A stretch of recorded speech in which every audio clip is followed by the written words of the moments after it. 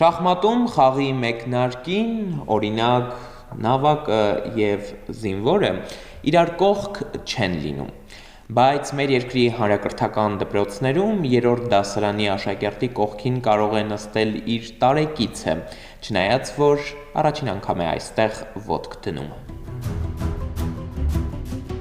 Դպրոց հաճախող երեխաների 20%-ը հասակակիցների հետ չի սովորում։ Կրթության նախարարի հրամանը նախորդ տարվանից պահանջ սահմանեց, որ արդեն ընթացիկ ուստարում օրենքով սահմանված ժամկետից ուշ, այսինքն օրինակ 7-8 տարեկանում առաջին անգամ դպրոց հաճախող երեխաները ուսումնառությունը սկսեն ոչ թե առաջին, այլ այն դասարանից, որտեղ իրենց տարեկիցներն են։ Պետք լինի երկրորդ, պետք լինի երրորդ։ Հիմա ունենք նույնիսկ մեկ երեխա, ում առաջին սեպտեմբերի 1-ը 4-րդ դասարանից է սկսվել։ Սուրանգյան զրուցակիցը, ով նախընտրեց անանուն մնալ, պատմում է. հանգամանքներն են ստիպել երեխայի 6 տարեկանը լրանալուց հետո միանգամից դպրոցի ճամփան չբռնել։ Հիմա տղան երկրորդ դասարանում է սովորում։ Դե բարդ է հարմարվում, չգիտեմ, կարող է առաջինում էլ մի խնդիրներ ունենալ, չեմ կարող ասեմ, բայց դե զգում եմ էլի, որ ինքը հələ իր դասարանցներից հետ է, իր ապաշարը շատ թույլ է։ Այն, որ 6 տարեկանից հետո դպրոց գնացող երեխաները միանգամից նստելու են իրենց տարիքին համապատասխան աշակերտական աթոռին, բուռն քննարկումների պատճառ էր դարձել դեռ այն ժամանակ, երբ նախարար Ժաննա Անդրեասյանն արձակեց հրամանը։ Տեղակալներից Արաքսիա Սվաջյանն էր հիմնավորել, ձեռքի տակ տվյալներ ունեն, որ յուրաքանչյուր տարի դպրոցական տարիքի երեխաների շուրջ 10%-ի համար այդպես էլ առաջին զանգը չի հնչում։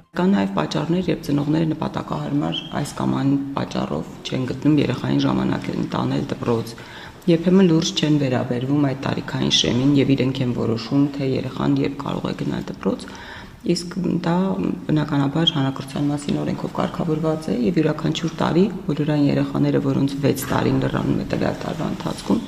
պիտի դպրոց ընդունվեն։ Միանգամից ասենք երկրորդ կամ երրորդ դասարանում հայտնվող երեխաների հետ կապված ռիսկեր կային, նախարարությունում գիտեին, հետքայլ չարեցին։ Դպրոցները լրացուցիչ աշխատանքներ կիրականացնեն, որպեսզի երեխաների հետ կրկնակի փորձեն հնարավորինս արագ աշխատել եւ իրենց բերել հասցնել երկրորդ դասարանի ծրագրին։ Եվ ահա մարդու իրավունքների պաշտպանը որոշում է, սա խախտում է երեխայի իրավունքները, անտեսում նրա լավագույն շահը։ Սա նաև լրացուցիչ ծանրաբեռնվածություն է երեխայի համար, երեխան երկարօրյա դասընթացների է մասնակցում,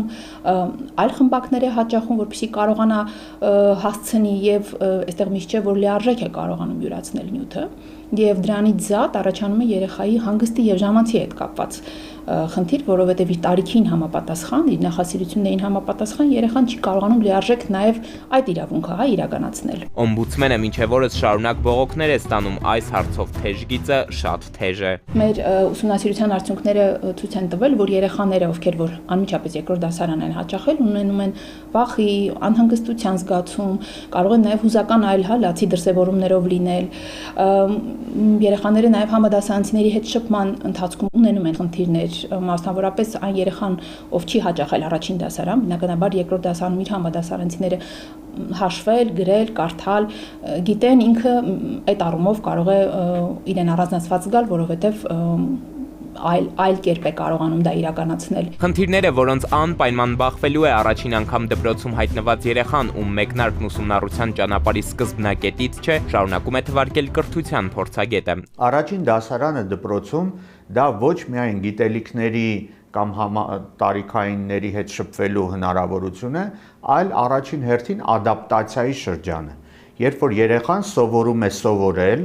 հմտություններ ձեռք բերել եւ իրեն դրսեւորել որոշակի միջավայրում։ Ընդ որում շատ արագ է փոխվում այդ միջավայրը եւ եթե դու մարդուն դնում ես միանգամից արդեն ձևավորված սոցիալական միջավայրի մեջ, որովհետեւ երկրորդ դասարանում արդեն ձևավորվում է այդ դասարանը։ Բոլորը իրար գիտեն երեխաները, ուսուցիչը գիտի յուրաքանչյուրի ունակությունները եւ մեկը ավելացնելով մի երեխայի ուղղակի նրան մեկուսացման ռիսկեր է պարունակում այդ գործողությունը։ Ընդ որում մարդու իրավունքների պաշտպանն արդեն տարիներ ի վեր բարձրացնում է նաև նախադպրոցական հաստատությունների հասանելիության խնդիրը։ Հայաստանում գյուղեր կան, մանկապարտեզներ չունեն, երեխան տանն է մեծանում 6 տարեկանից էլ դպրոց չգնա, 7-ում օրինակ միանգամից կհայտնվի երկրորդ դասարանում, առանց այն հմտությունների, որոնք ըստ մասնագետների անհրաժեշտ են ուսումնառության փուլում։ Միջազգային չափանիշներին համապատասխան պետությունը պարտավոր է երաշխավորել երեխայի նախադպրոցական կրթության իրավունքը եւ ինչու այսքան կարեւորություն տրվում դրան, որովհետեւ վաղ տարիքում, հենց նախադպրոցական հասակում, հատկապես հաստատություն հաճախելու պայմաններում երեխայի մոտ այնպիսի հմտություններ են ձևավորվում, դրանք սոցիալական, ճանաչողական, կրթական գործընթացի կազմակերպման տեսանկյունից կարևոր հմտություններ են ձևավորվում, որոնք երեխային հնարավորություն են տալիս ավելի պատրաստ լինել դպրոցական կյանք մուտք գործելու։ Ինչ է ասում միջազգային փորձը, այստեղ կրթության ոլորտի մասնագետը շեշտում է դպրոց ուշ հասած երեխայի դասարան ընտրելու հարցի առաջ կանգնելիս պարզապես հաշվի են առնում երեխայի ունակությունները, ըստ դրա էլ կողմնորոշվում նրան տանել տարեկիցների, թե տարիքով փոքրերի դասարան։ Կան այսպես ասած bridging կամ անցումային դասարաններ, երբ որ երեխան ոչ թե ամբողջ ընթացքում մի դասարանի հետ է իր ժամանակը անցկացնում,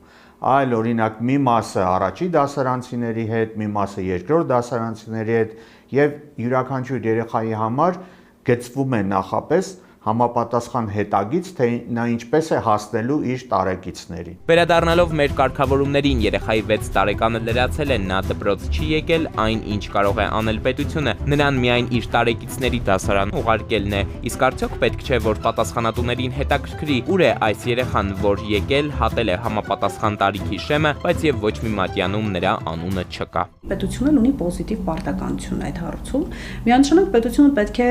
բավարար չափով միջոցներ ձեռնարկի պարզելու, միանշանակ երեխան ինչու չի հաճախել եւ ինչն է պատճառը։ Եվ պատճառների ուսումնասիրության արդյունքում եթե կհայտնաբերվեն դեպքեր, որոնք ծնողների կամ այն անձանց, ովքեր երեխայի համար պատասխանատու են, չեն իրացրել կրթական իրավունքը, այսինքն ոչ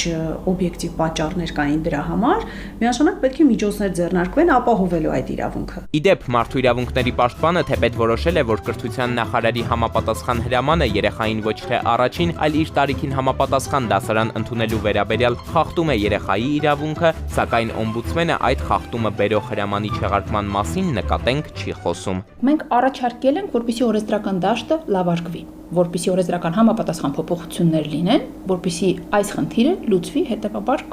չեղարկելու խնդիր չի, այստեղ պետք է այնպիսի կարգավորում լինի, որ այս խնդիրը համարվի լուծված։ Սա խնդրահարույց է, որովհետև